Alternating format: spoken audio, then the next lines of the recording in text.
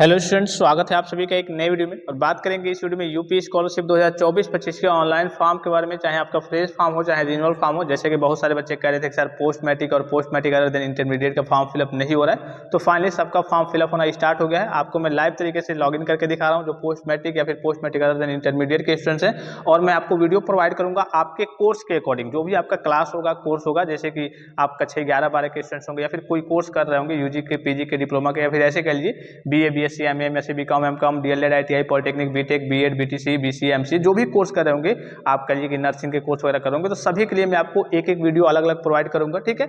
और जो भी स्टूडेंट्स मेरे स्तर से फॉर्म फिलअप कराना चाहते हैं वो व्हाट्सएप पे कांटेक्ट कर सकते हैं। मात्र 100 रुपये में आपका फॉर्म फिलअप कर दिया जाएगा। तो सबसे पहले यहाँ देखिए, यूपी स्कॉलरशिप के आपको ऑफिशियल वेबसाइट पे आना है, स्टूडेंट वाले ऑप्शन पे क्लिक करना है। आपके सामने कुछ इस प्रकार का इंटरफेस ओपन हो जाएगा। यहाँ पे 4 ऑप्शन आएंगे, तो तीसरा ऑप्शन जो दिख रहा होगा रिन्यूअल लॉगिन। जो भी अगर आप फ्रेश फॉर्म फिलअप कर रहे होंगे तो फ्रेश लॉगिन पे क्लिक करना है। फ्रेश फॉर्म फिलअप के लिए क्या होता है, सबसे पहले आपको रजिस्ट्रेशन करना होता है। रजिस्ट्रेशन का प्रोसेस भी मैंने आपको बताया है, फ्रेश लॉगिन के बारे में मैंने आपको बताया है। रिन्यूअल फॉर्म फिलअप करने आ रहे हैं तो रिन्यूअल लॉगिन पे क्लिक किए रहना है और कहीं साइड में आपको क्लिक कर देना है। फिर 4 ऑप्शन आएंगे। पहला option pre matric student login, कक्षा 10 के बच्चों के लिए है रिन्यूअल के लिए। दूसरा कक्षा 12 के बच्चों के लिए है रिन्यूअल के लिए। और तीसरा अगर आप यूजी के, पीजी के या फिर डिप्लोमा के कोई कोर्स कर रहे हैं या फिर ऐसे कह लीजिए BA, BSc, MA, MSc, BCom, MCom, DElEd, ITI, polytechnic, BTech, BEd, BTC, BCA, MCA, nursing के कोई कोर्स वगैरह कर रहे हैं, तो तीसरा ऑप्शन है। और चौथा ऑप्शन भी पोस्ट मैट्रिक के बच्चों के लिए है, लेकिन अदर स्टेट के बच्चों के लिए। तो जो भी आपका होगा, जैसे हम post matric other intermediate student का लॉगिन क्लिक करके यहाँ पे कलिए कि इनका फॉर्म फिलअप करने जा रहे हैं, तो यहाँ पे उनका हम क्लिक करेंगे। Post matric other than inter student login पे क्लिक करेंगे। फिर आपके सामने कुछ इस प्रकार का इंटरफेस ओपन होकर आएगा। यहाँ पे आपको देखिए रजिस्ट्रेशन नंबर फिलअप करना है, प्रीवियस ईयर का जो भी आपने फॉर्म फिलअप किया होगा फ्रेश फॉर्म, तो उसके बाद से आपको डेट ऑफ बर्थ फिलअप करना है, पासवर्ड फिलअप करना है, यहाँ पे कैप्चा फिलअप करना है। अगर आपको पासवर्ड नहीं याद है तो यहाँ पे क्लिक हियर का ऑप्शन दिख रहा होगा, इस पे आपको नॉर्मल से बेसिक से डिटेल्स वगैरह में आगे जाएंगे, ठीक है। वो आपको यहाँ पे देखिए, यहाँ पे दिख रहा होगा कि रजिस्ट्रेशन नंबर फिलअप कीजिए, तो रजिस्ट्रेशन नंबर फिलअप करना है और date of birth, high school के डेटा वगैरह फिलअप करना है। यहाँ पे आप क्लिक करेंगे तो आपको नया पासवर्ड दिया जाएगा। काफी सिंपल सा और काफी आसान सा प्रोसेस होता है। तो यहाँ चलिए मैं आपको सारी चीज लाइव फिलअप करके आपको उसके बाद से आगे को प्रोसीड करके दिखाता हूँ, क्योंकि डेट ऑफ बर्थ और कहिए कि आपके पासवर्ड ये सिक्योरिटी रीजन के लिए कहिए कि मैं आपको नहीं दिखा सकता। चलिए मैं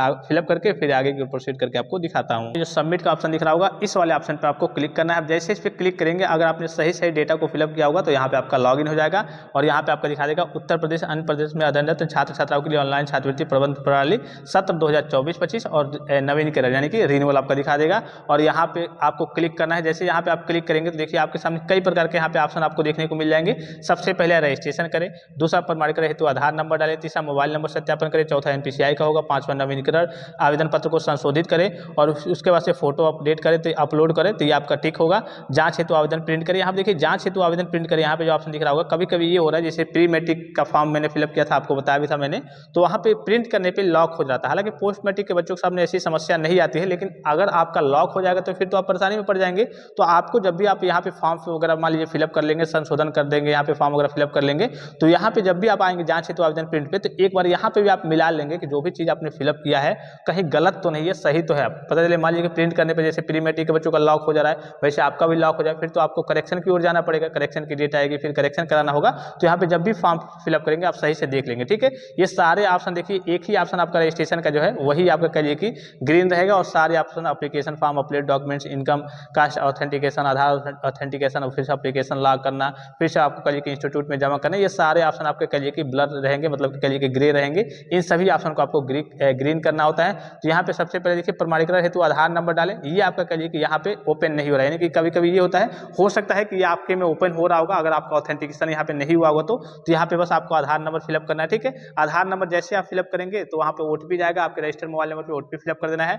उसके बाद से मोबाइल नंबर का यहाँ पे सत्यापन करना है। जैसे ही मोबाइल नंबर आप फिलअप करेंगे, जो भी रजिस्टर्ड मोबाइल नंबर होगा उसको ओटीपी जाएगा, उसको फिलअप कर देना है। यहाँ पे देखिए इनका ये दोनों कंप्लीट हो गया है। फिर से तीसरा ऑप्शन आपका यानी कि चौथा ऑप्शन आपका ओपन होकर आ गया एनपीसीआई, ठीक है। एनपीसीआई कर लेंगे तो यहाँ पे जो मेन होता है ये नवीनीकरण आवेदन पत्र को संशोधित करें, यानी कि फॉर्म को फिलअप करें, ये आपका मेन होता है। तो एनपीसीआई पे भी आप क्लिक करेंगे।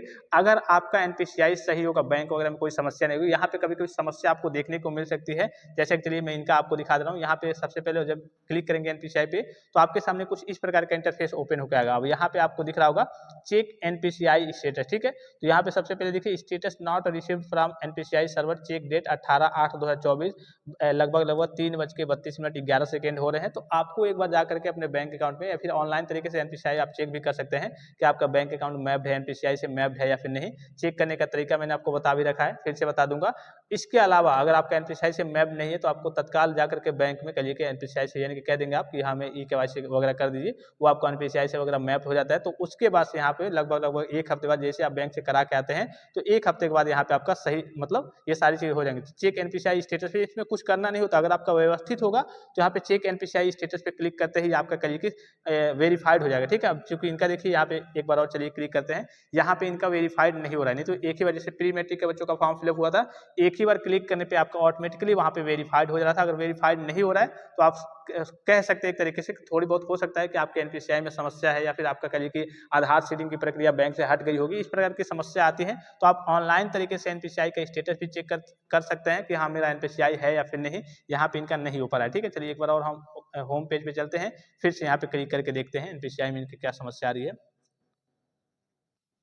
हाँ, फिर से NPCI पे एक बार क्लिक करते हैं, चेक NPCI स्टेटस। जिन भी बच्चों का NPCI स्टेटस नहीं हो रहा होगा उनको घबराने की जरूरत नहीं है। आप बैंक से कांटेक्ट करेंगे, ऑनलाइन तरीके से पहले चेक करेंगे NPCI आपका एक्टिव है या फिर डिजेबल तो नहीं हो गया है, कह लीजिए कि वहाँ पे कभी-कभी इनएक्टिव हो जाता है। तो अगर इनएक्टिव होगा तो बैंक से कांटेक्ट करके बैंक में जाकर के आपको एक्टिव करा लेना होता है। ई-KYC वो कह देंगे कि हाँ, हमें NPCI से मैप्ड कर दीजिए मेरा बैंक अकाउंट, तो वो कर देंगे और उसके बाद से 1 हफ्ते बाद आप फॉर्म को फिलअप करेंगे तो यहाँ पे आपकी जो सारी चीज़ें हैं वो जो कह लीजिए कि दिक्कत आ रही है यहाँ पे, वो दिक्कत नहीं आएगी। और अभी शुरू की बात करें तो शुरू में वेबसाइट में भी थोड़ी बहुत समस्या रहती है। अभी देखा होगा आपने 1-2 दिन पहले या फिर कहिए कि आज ही से सुबह से स्टार्ट हुआ है फॉर्म फिलअप होना, तो इस प्रकार की समस्या भी आ सकती है। तो हो सकता है कि अगर आपकी ओर से सारी चीज़ें सही है, व्यवस्थित है, आपका NPCI एक्टिव दिखा रहा है, कोई समस्या नहीं है, तो इस केस में 2-4 दिन बाद आप फॉर्म को फिलअप करेंगे तो यहाँ पे समस्या नहीं आएगी, ठीक है। तो जैसे ही फॉर्म फिलअप होना या आपका कहिए कि इनका NPCI हो जाता है तो आगे का भी मैं पूरा प्रोसेस आपको और आपके कोर्स के अकॉर्डिंग जो भी आपका कोर्स होगा, आप कमेंट बॉक्स में कमेंट करके कहेंगे, तो आपके कोर्स के अकॉर्डिंग मैं आपको एक-एक वीडियो प्रोवाइड करा दूँगा।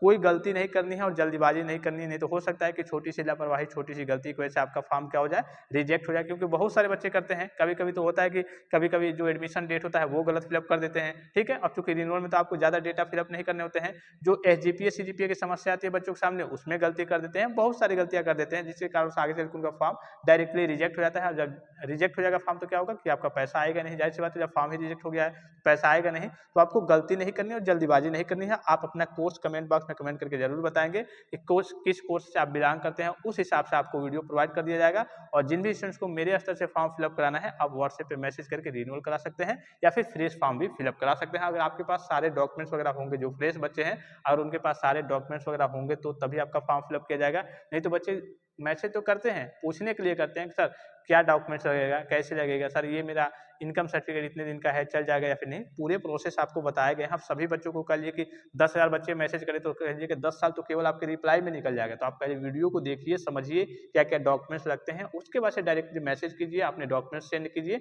आपका फॉर्म फिलअप कर दिया जाएगा मात्र ₹100 चार्ज में। तो आई होप कि वीडियो आपको इन्फॉर्मेटिव लगा होगा। फिलहाल इस वीडियो में इतना ही, इजाजत दीजिए। धन्यवाद। Thanks for watching. मिलते हैं नेक्स्ट वीडियो में।